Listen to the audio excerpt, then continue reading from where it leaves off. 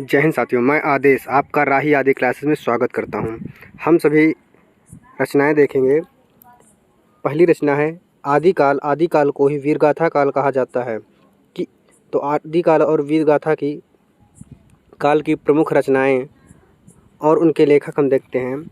आदिकाल की जो पहली रचना है वह है खुमान रासो। खुमान रासो के लेखक जो हैं वह हैं दलपति विजय। दलपत विजय खुमान रासो के लेखक हैं। इसके बाद आती है हम्मीर रासो। हम्मीर रासो सारंगधर इसके लेखक हैं। पृथ्वीराज रासो। पृथ्वीराज रासो के लेखक चंद्रबरदाई जी हैं। संदेश रासक। संदेश रासक के लेखक अब्दुल रहमान हैं।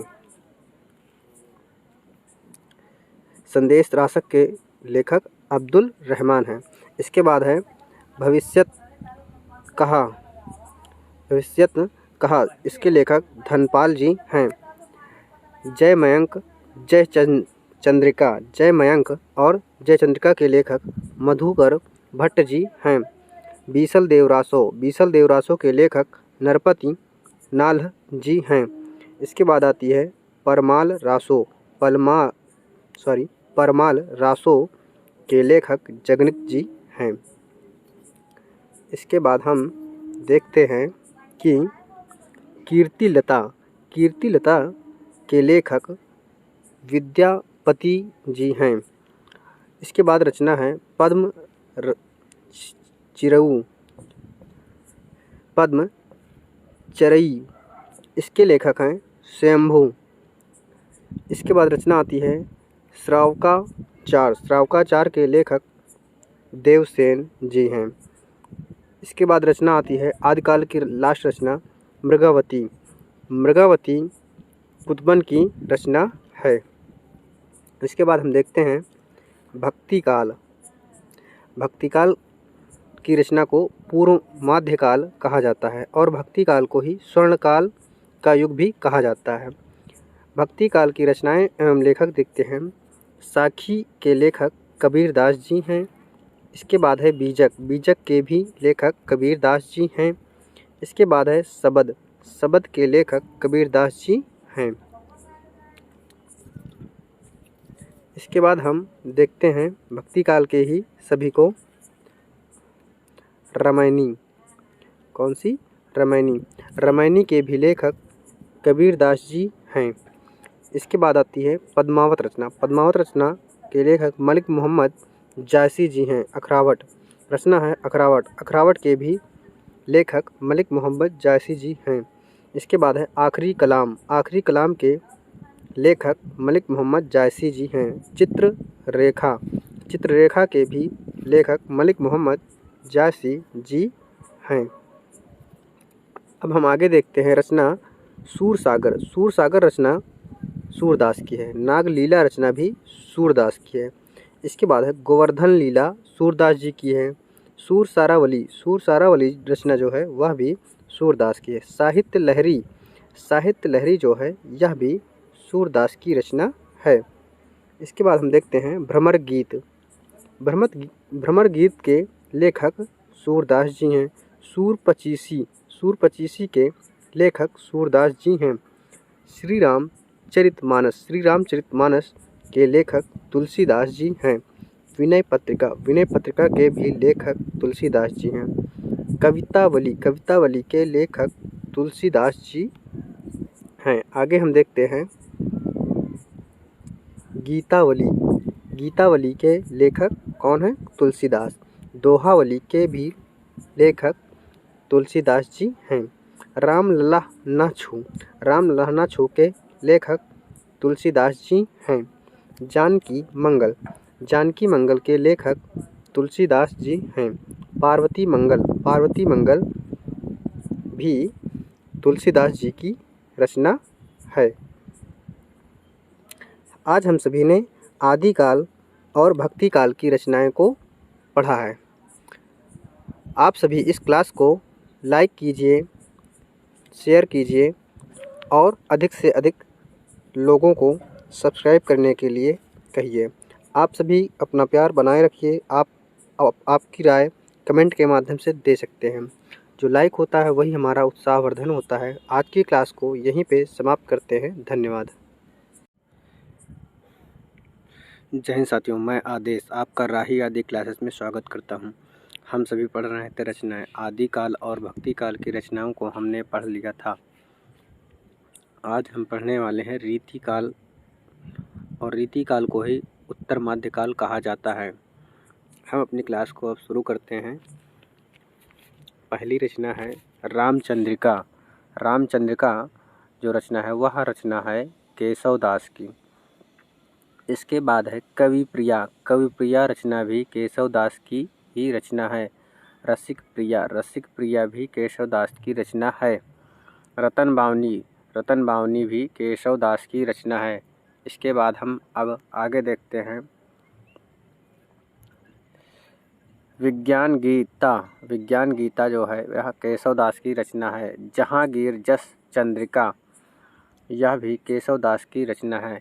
इसके बाद आती है सतसई। सतसई जो है वह बिहारी की रचना है। शिवराज भूषण। शिवराज भूषण यह रचना कविवर भूषण जी की है। शिवासौर। शिवासौर रचना भूषण जी की रचना है। भूषण हजारा। भूषण हजारा यह रचना भूषण जी की है। आगे देखते हैं शिवा बावनी। शिवा बावनी भी भूषण जी की रचना है। छत्रसाल दशक। छत्रसाल दशक के लेखक भूषण जी हैं। कवि कुल कल्पतरु के लेखक आचार्य चिंतामणि जी हैं। छंद विचार। छंद विचार के भी लेखक आचार्य चिंतामणि जी हैं। पिंगल। पिंगल के लेखक आचार्य चिंतामणि जी हैं। इसके बाद हम देखते हैं और रचनाओं को। ये सभी महत्वपूर्ण रचनाएं हैं। आपका वीडियो का पेपर होगा या यूपीएससी या कोई भी जहाँ पर हिंदी पूछी जाती है, अगर रचनाएं से क्वेश्चन आता है तो आपके लिए ये सभी महत्वपूर्ण रचनाएं दिया जा रहा है। आगे शुरू करते हैं श्रृंगार मंजरी। श्रृंगार मंजरी जो है आचार्य चिंतामणि जी की रचना है। रस मंजरी। रस मंजरी के लेखक नंददास जी हैं। रास पंचाध्यायी। रास पंचाध्यायी के लेखक नंददास जी हैं। इश्कनामा। इश्कनामा के लेखक बोधा जी हैं। रस रहस्य। रस रहस्य के लेखक कुलपति मिश्रा जी हैं। इसके आगे हम देखते हैं रसार्णव के लेखक सुखदेव मिश्र हैं। सुदामा चरित्र। सुदामा चरित्र के लेखक नरोत्तम दास जी हैं। मदनाष्टक। मदनाष्टक के लेखक रहीम दास जी हैं। रास पंचाध्यायी। रास पंचाध्यायी के लेखक रहीम जी हैं। श्रृंगार सोरठा। श्रृंगार सोरठा के भी लेखक रहीम दास जी हैं। इसके बाद है प्रेम वाटिका। प्रेम वाटिका के लेखक रसखान जी हैं। सुजान रसखान। सुजान रसखान रचना के लेखक रसखान जी हैं। रसराज। रसराज के लेखक मतीराम जी हैं। ललित ललाम के लेखक मतीराम जी हैं। रामविलास। रामविलास के लेखक देव जी हैं। इसके बाद है सुजान विनोद। सुजान विनोद के लेखक देव जी ही हैं। अष्टधाम। अष्टधाम के लेखक देव जी हैं। भाव विलास। भाव विलास के लेखक देव जी हैं। गंगा लहरी। गंगा लहरी के लेखक पद्माकर जी हैं। कुछ रचनाओं को और हम देख लेते हैं।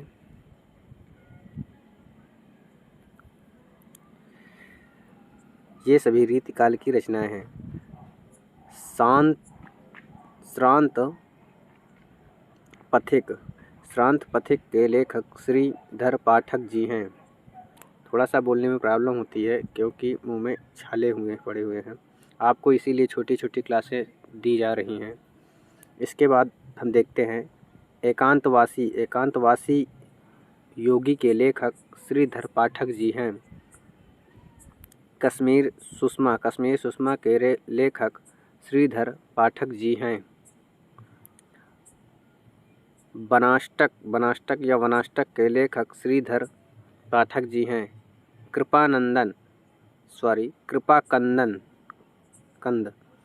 कृपाकंद के लेखक घनानंद जी हैं। सुजान सागर के लेखक भी घनानंद हैं। आज की रचनाएं यहीं तक हैं। आप सभी इस क्लास को लाइक कीजिए, अधिक से अधिक शेयर कीजिए और आपकी जो राय हो वह कमेंट के माध्यम से दीजिए। आप सभी अपना प्यार और सहयोग बनाए रखिए। आपका लाइक ही हमारा उत्साहवर्धक है। आप अधिक से अधिक जितने लोग अपने राही आदि क्लासेस परिवार को बढ़ा सकते हैं, जितने लोगों को जोड़ सकते हैं, जोड़ने की कोशिश कीजिए। ये सत्य है कि 100% आपको पूरा दिया जा रहा है। बस बात ये है सिर्फ कि ये अभी शुरुआत है और लोग कम जुड़े हैं, इसलिए लोगों को विश्वास कम है। पर आप सभी विश्वास बनाकर रखिए, अधिक से अधिक लोगों को तक शेयर कीजिए। आप सभी जब एक दूसरे को बताएंगे तभी तो लोग जुड़ेंगे। बस आज की क्लास को यहीं तक रखते हैं। धन्यवाद।